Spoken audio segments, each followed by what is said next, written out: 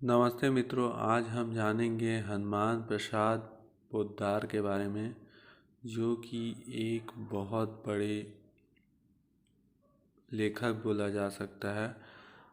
इन्हीं के कारण गीता प्रेस स्टार्ट हुआ था और इन्हीं के कारण बहुत सारे ग्रंथों का जानकारी, सनातन धर्म का जानकारी पूरे लोगों तक पहुंच पाया था।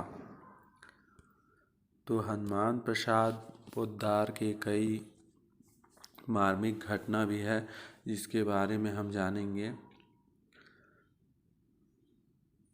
उनके द्वारा मई 1922 में गीता प्रेस की स्थापना की गई। भारतीय अध्यात्म जगत पर पोद्दार जी के नाम का एक ऐसा सूर्योदय हुआ जिसकी वजह से देश के हर एक घर में गीता, रामायण, वेद और पुराण जैसे ग्रंथ पहुँचे। उनके प्यार से भाई जी कहते से भी बुलाते हैं।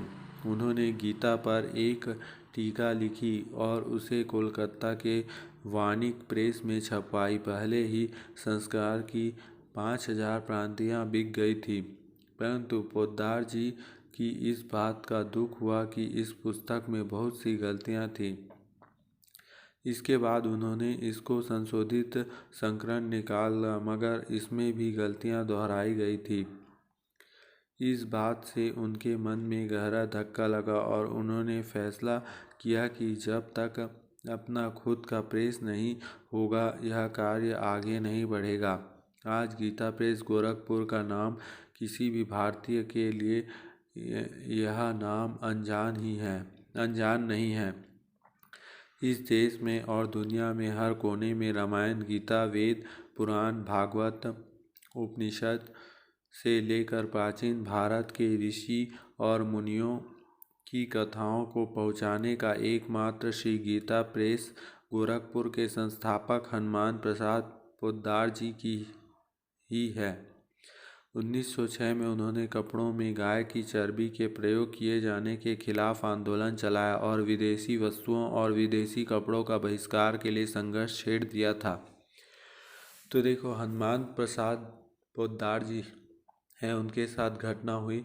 उन्होंने साक्षात हनुमान जी का कई बार दर्शन किया है और कृष्ण भगवान का भी दर्शन किया है। और एक घटना आपको बता रहा हूँ।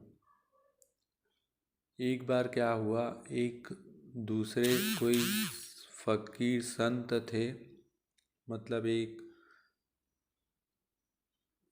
उनको भगवान का दर्शन नहीं हुआ था।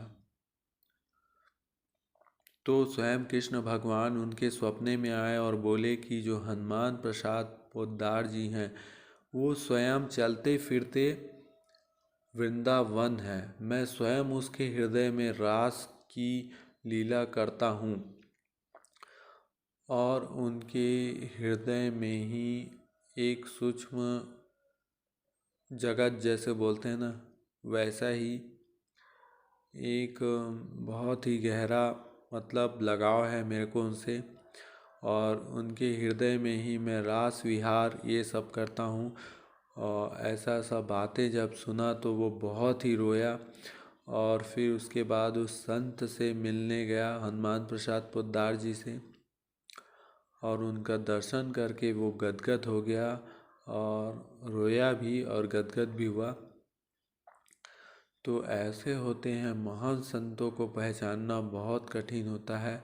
बहुत ही मार्मिक ज्ञान था उनके पास और भगवान की कृपा दृष्टि थी उनके पास। इसीलिए कहा जाता है कि अच्छे कर्म करो, ताकि कोई भी अगर आपके अच्छे कर्म भगवान को पसंद आ गए तो ज़रूर आपको दर्शन देने आएंगे। क्योंकि कई संतों का अनुभव भी रहा है कि एक संत की मैं घटना बता रहा हूँ, पूज्य बापू जी हैं,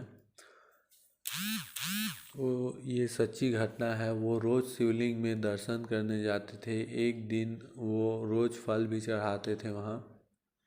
एक दिन हुआ क्या, एक बैल तड़प रहा था प्यास से। तो बापूजी उनको देखकर दया आ गया बहुत। वो बोले, रोज़ तो गंगा जल और ये सब चढ़ाता हूँ मैं जाकर शिवलिंग में, आज इसको ही पिला देता हूँ। तो सबसे पहले उसको पानी जल दिए और फल खिलाए।